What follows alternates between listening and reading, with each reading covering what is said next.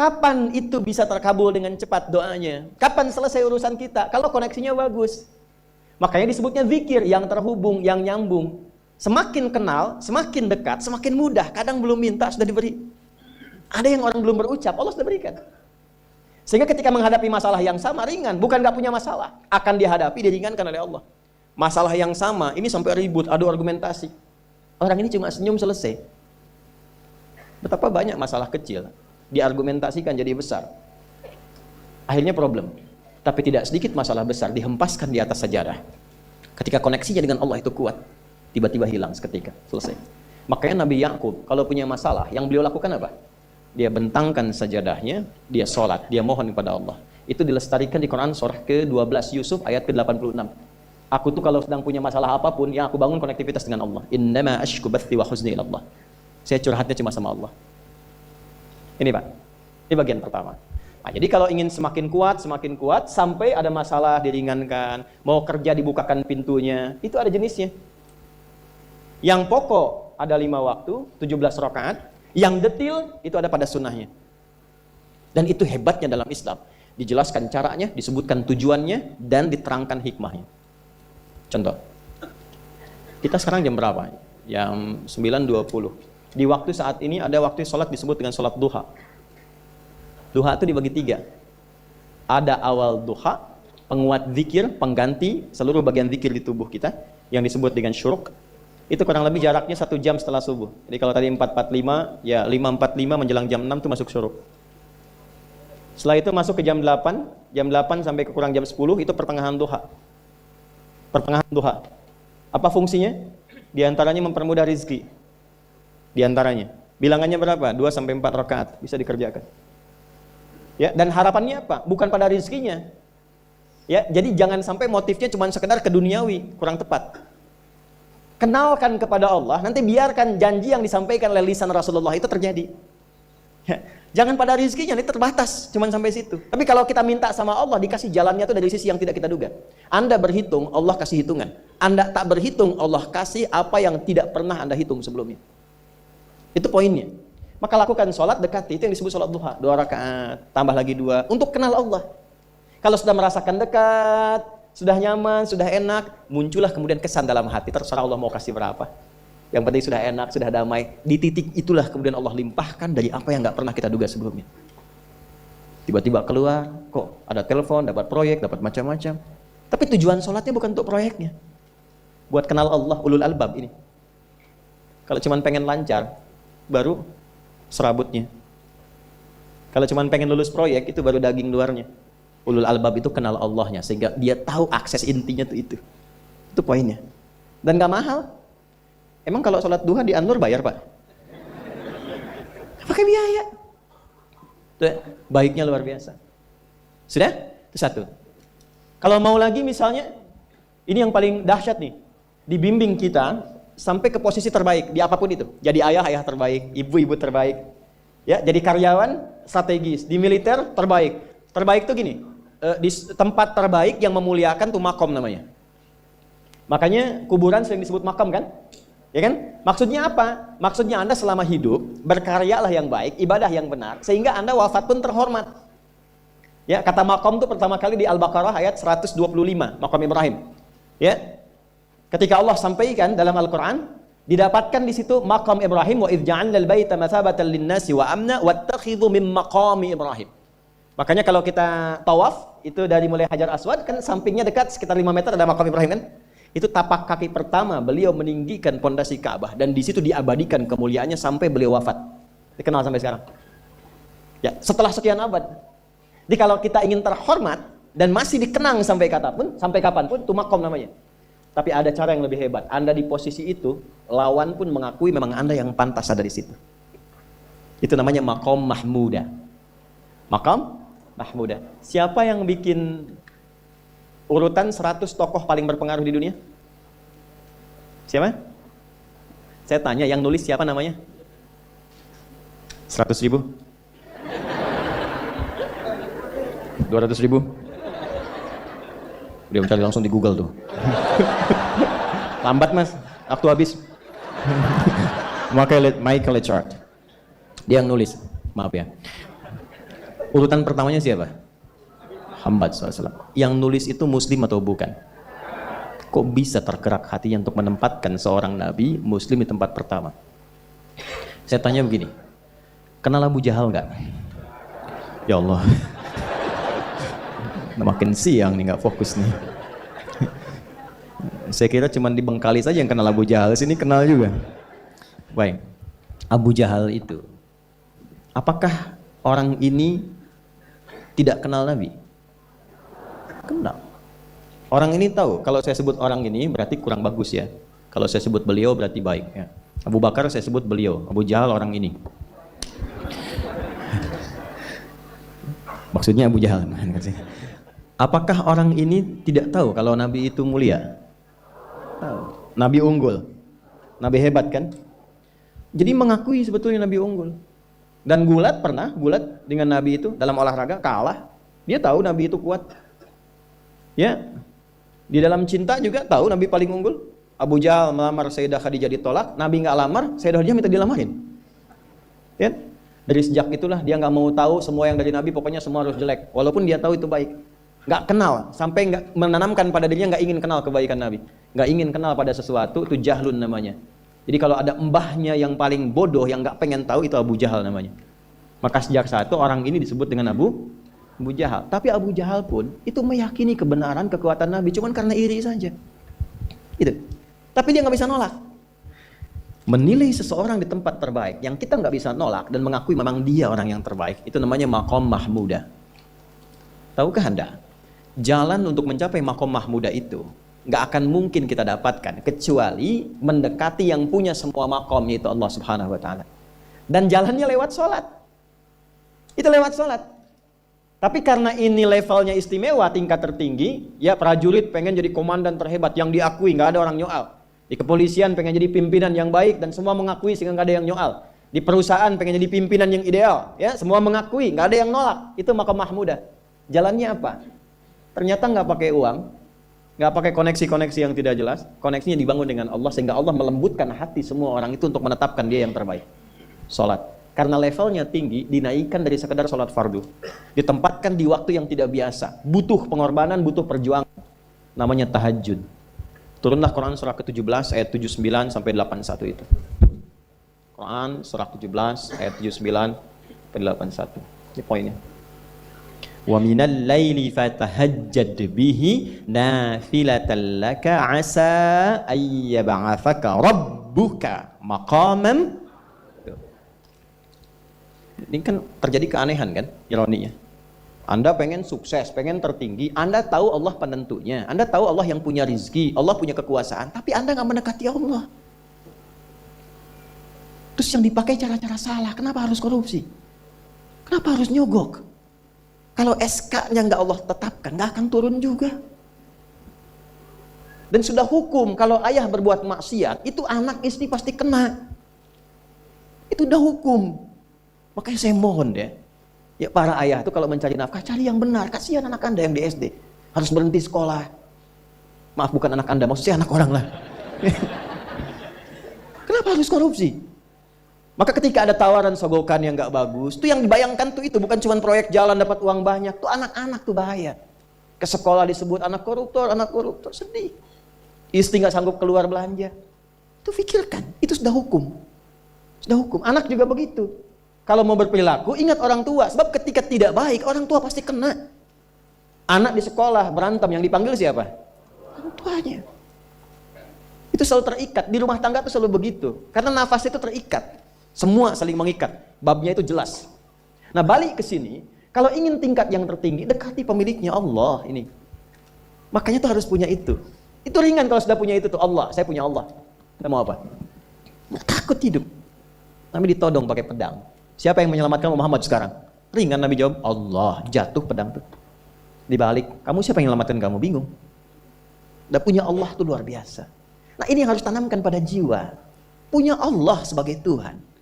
Kalau sudah dekat, kenal, baik dengan itu, akses mudah semua. Dan yang paling indah itu apa? Menerima apa yang Allah tetapkan. Hari ini nggak dapat, alhamdulillah. Saya masih dikasih jalan. Alhamdulillah, besok belum dapat. Ada akumulasi, paham. Nah, itu nggak mungkin bisa dapat rasa itu. Salah satunya, ikhtiarnya apa? Nih tahajud. Dan hebatnya kenapa sholatnya disebut tahajud? Tidak disebut sholat hajat. Ada hajat, ada tahajud, beda. Hajatun, hajada, hajadun, ada tahajjada ya tahajud, tahajud, beda. Tahajud, tunggu situ aja. Ini sengaja nggak saya hapus nih. Mana staf saya? Oh, foto nih ya. Saya hafal insya Allah. Tenang. Tahajud. Asalnya dari kata hajada, begini, ha, jim, dal. Ditambah ta di depannya, lalu ada tasydid sebelum akhirnya. Nih, ini akarnya 3 huruf, ha, jim, dal. Hajada itu asalnya bangun dari tidur malam. Tidur dulu, lalu bangun setelah itu. Itu hajada. Pelan-pelan, paham sampai sini? Kita teruskan. Kalau kita ingin berusaha untuk bangun, mengoptimalkan diri untuk bangun, maka tambahkan tak di depannya. Berusaha untuk mendapatkan atau mencapai sesuatu. Kalau yang kita akan lakukan itu tidak mudah, nggak gampang bangunnya, sehingga butuh rencana, butuh persiapan, ya kan? Maka tambahkan tasydid sebelum huruf akhirnya. Dari kata syiddah, apa yang mau dikerjakan ini nggak mudah. Memang pengen bangun itu jam 3. Tapi kan nggak tiba-tiba ujuk-ujuk bangun jam 3, belum tentu. Ya kan? Kita harus rencanakan dulu supaya bisa bangun, saat bangun itu siap, bukan cuma bangun. Bangun jam 3, sholatnya 4:30, ya kan jauh. Maka untuk bangun jam 3 itu butuh persiapan, nih syiddah. Maka rencanakan, pasang alarm 3 kali. Misal yang ikhtiarnya jam 2, jam 2.15, jam 2.30. Alarm jam 2 untuk mematikan alarm yang kedua. Gitu kan? Yakin saya Anda kalau pasang alarm malam tuh nggak satu, yakin? Bangun, ceklek, mati. Minimal ingat akan ada alarm berikutnya kan? Nah itulah tak. Allah itu sudah tahu modus-modus kita itu. Karena alim maha mengetahui. Detailnya kan kita lakukan kan Allah sudah tahu. Alarm yang kedua membangun kesadaran paripurna. Peringatan kedua. Kalau pengen bangun, enggak tertidur. Maka ketika sampai pada alarm ketiga, sudah sadar kita. Oh. Apa-apa Bu, alhamdulillah. Lebih baik telat daripada enggak sama sekali. Bangun. Nah ini. Kalau kita tarik ke implementasi hidup, pengen level tertinggi itu butuh perjuangan. Latihan dulu, ya kan? Menguras fisik, energi, tenaga, biaya, hasilnya indah. Tapi ada jalan cepat untuk mendapatkan itu. Nih aksesnya bangun kepada Allah. Gitu. Kalau kita tingkatkan ini, itu luar biasa. Jadi itu. Jadi. Nah, kalau ini terus ditingkatkan, terus tingkatkan, nanti membangun value yang terasa. Ada nilai-nilai yang terasakan, kita merasa lebih dekat dengan Allah. Yang biasanya tadi dipanggil azan baru ingat sekarang, baru selesai subuh udah ingat isya. Nanti isya bagaimana, gitu kan urutkan. Tapi tetap zuhur juga, zuhur, asar, maghrib, isya. Waktunya kenal jam berapa. Bahkan dipetakan, saya nanti akan ke sini, masjid yang terdekat di situ. Jadi lihat peta itu, ya lihat peta jalan, saya nggak sebut nama supaya nggak endorse. Itu lihat peta jalan, itu dia petakan, saya akan sampai di situ jam berapa, durasinya berapa, masjidnya di mana. Kalau tertinggal di situ, di sini saya sholat Jumatnya. Sampai ke situ. Nah, value yang membuat kita semakin meningkat dekat dengan Allah itu takwa namanya. Takwa. Disebutkan sebanyak 240 kali dalam Al-Quran. Nah, intinya itu ini nih. Jiwa takwanya. Kalau ini sudah ada, Allahu Akbar. Silahkan Anda keluarkan semua kata-kata takwa di Quran. Tidak ada kecuali yang indah semuanya. Quran surah 65. 65 itu babnya bab tolak. Surahnya At-Talaq. Tolak itu persoalan terbesar di rumah tangga. Nggak akan bisa terjadi yang demikian itu kalau ada takwa di dalamnya. Nyambung. Kalaupun mesti terjadi, itu spirit takwa mengarahkan pada yang terbaik. Makanya di ayat kedua di ujungnya, sampai ke ayat 3, apa yang terjadi? Di rumah tangga itu kan cuma 2 babnya. Satu masalah dari komunikasi, yang kedua materi. Perhatikan. Wa may yattaqillaha yaj'al lahu makhraja wa yarzuqhu min haitsu la. Siapapun yang mampu meningkatkan takwanya kepada Allah, pakai man tuh, setiap personnya. Suami, istri, ayah, ibu, anak, satu keluarga mencoba meningkatkan takwa. Dia tahajud, bangun semua ingatkan. Bangun semua tahajud, salat duha, yuk ingatkan dimanapun. Alhamdulillah. Apa yang terjadi ketika dilakukan? Apa jawab Allah?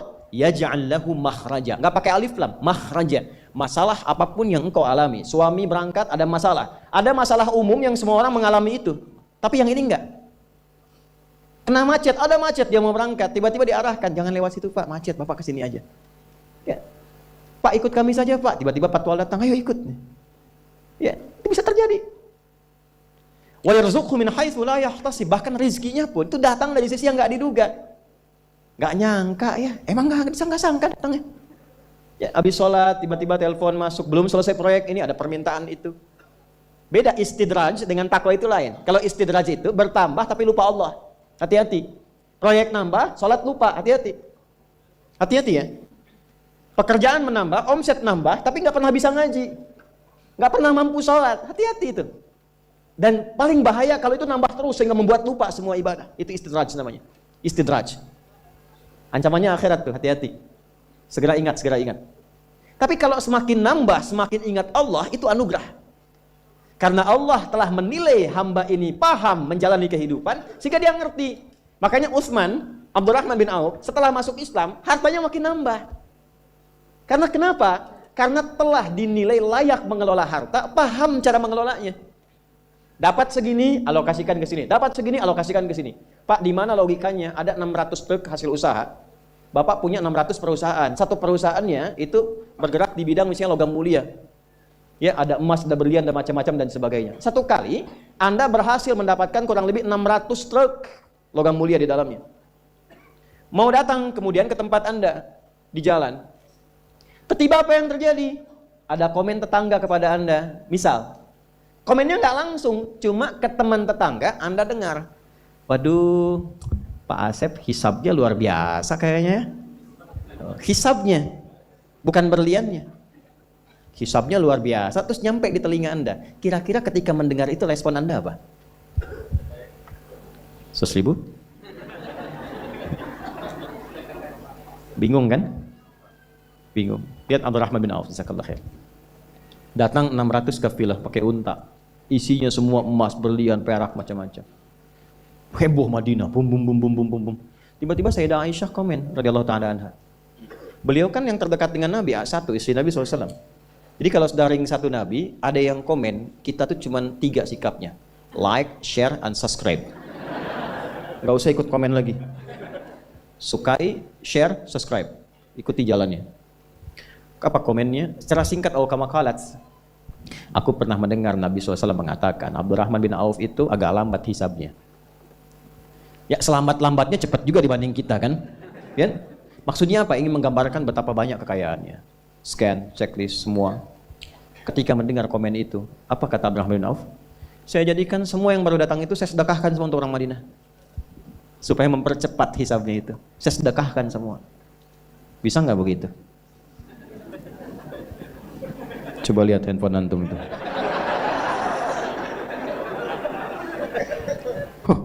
Hisabnya luar biasa nih. Buat anak yatim ya. Kasih.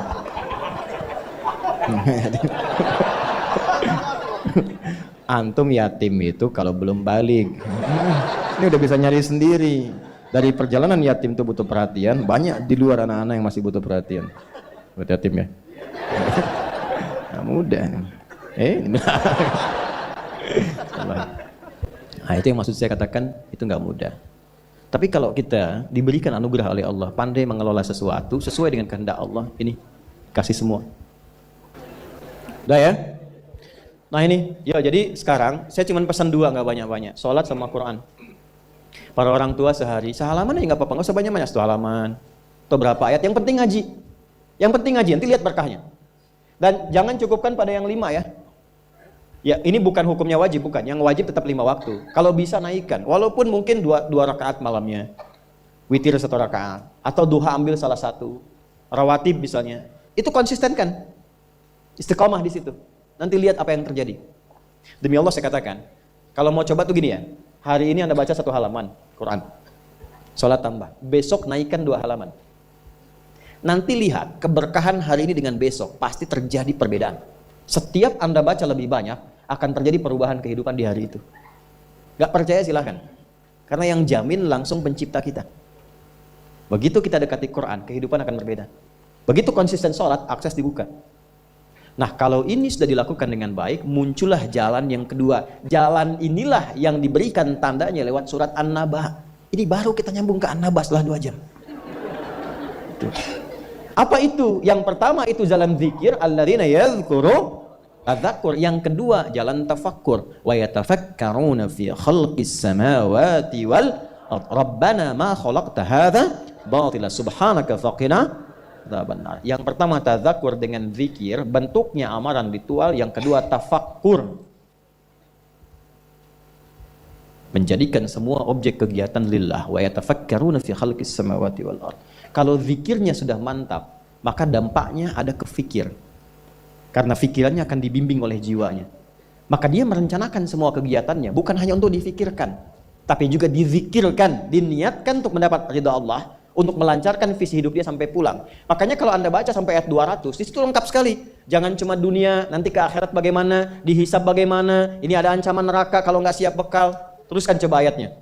Ya, wa yatafakkaruna fi khalqis samawati wal ardi rabbana ma khalaqta hadza batila subhanaka faqina rabbana innaka man tudkhilin nar faqad akhzaita wa ma lidh dhalimin min. Ini yang enggak punya visi hidup, yang hidupnya bukan tadzakur, bukan tafakkur. Silahkan kata Allah, tapi innaka mayyit, kamu akan meninggal. Silahkan kumpulin harta, naikin jabatan, nyogok, suap, silahkan aja, pilihan. Tapi Anda terancam pulang dalam keadaan hina. Innaka man tudkhilin nar faqad akhzaita. Makanya kita bertekad, ya Allah bimbing hamba supaya pulang gak hina. Gak mau hamba dihinakan di hari kiamat. Sekarang kita salah, yang lihat 1-2 orang atau bisa disembunyikan. Di hari kiamat diungkap, semuka langit dan bumi tahu siapa Anda. Saya ini masih banyak aibnya, cuma Allah tutup. Tutup, tapi di akhirat tuh semua kalau nggak kita tutupi sekarang dengan Allah, dibuka. Maka selesaikan semuanya. Setelah itu apa? Rabbana innana sami'na munadiyan yunadi lil imani an aminu bi rabbikum fa'amanna. Itu kezikir. Ya Allah, kami sadar selama ini kami berusaha, bekerja, beraktivitas, belajar, ada yang salah arah nih. Kami cukupkan untuk dunia saja, padahal kami sadar setelah dunia ini masuk ke alam kubur, setelah alam kubur dah hisab. Cuma 2 akhirnya, surga atau neraka. Saya sadar ya Allah, saya akan rubah visi hidup saya mulai hari ini. Saya siapkan aktivitas kehidupan saya bukan cuma untuk dunia, tapi visinya sampai akhirat. Gimana Allah ridha? Pekerjaannya tetap. Anda tetap di kantor juga, yang di militer-militer, di kepolisian-polisian, yang kerja-kerja, yang bertani-bertani. Cuma visi hidupnya apa? Sudah sampai akhirat. Gimana caranya kerja tidak menyakiti orang, tidak menipu, tidak menyogok, sholat masih terjaga, baca Quran masih bisa dilakukan. Toh meninggal juga. Kalau Allah berikan, saya tata. Dapat harta, belajar fikih harta. Belajar. Sehingga tahu mengelolanya. Oh, ini untuk keluarga, Quran surah 4 ayat 34. Oh, ini yang zakat, Quran surah 9 ayat ke-60. Ini yang infak, Quran surah kedua ayat 215. Ini yang umum, Quran surah kedua ayat 261. Keluar semua. Sehingga saat mendapatkan harta itu sudah paham kemana ditempatkan. Saat hisab ditanya, dari mana didapatkan, kemana kamu keluarkan? Jawabnya ringan. Ya Allah, Engkau yang maha mengetahui. Aku dapatkan dengan seperti ini, aku keluarkan sesuai dengan perintahmu. Dibuka filenya, tampakkan, CCTV dibuka, keluar. Benar. Checklist, ping. Udah, cepat masuk surga. Ya Allah, Engkau maha tahu. Dari mana aku dapatkan? Kemana aku keluarkan? Buka filenya, keluar. Pepeo, salah. Neraka. Hidup coba begitu. An aminu bi rabbikum. Selama di dunia diseru fa'amanna.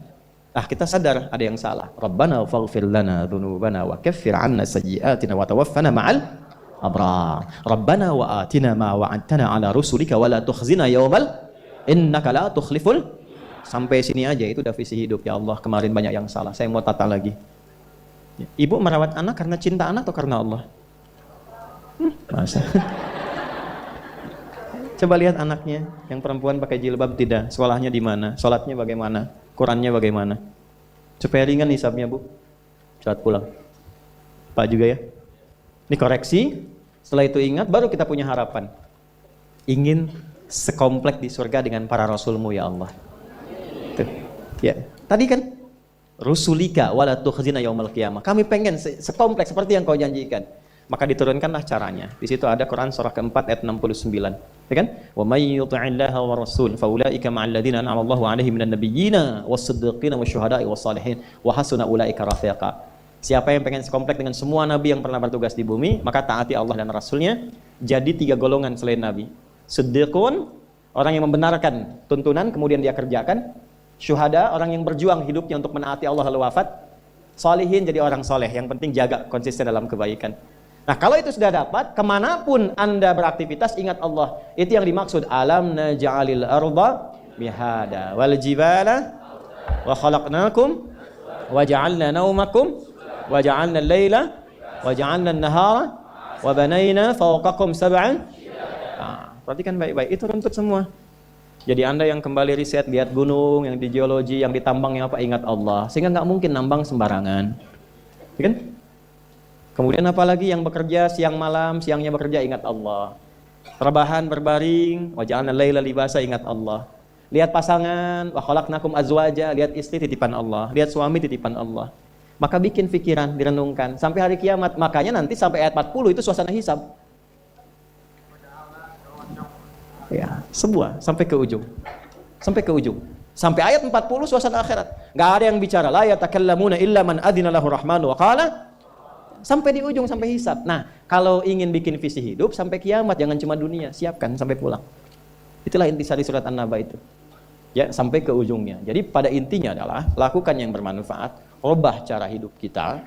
Setelah itu dekati Allah dengan tadzakkur, terapkan dalam tafakkur di semua bagian aspek kehidupan kita. Jadi apapun Anda, nggak dicegah. Mau jadi pilot silahkan, jadi insinyur silahkan. Ya, mau jadi menteri, jadi pejabat, di militer, di polisi silahkan. Value takwanya kita keluarkan.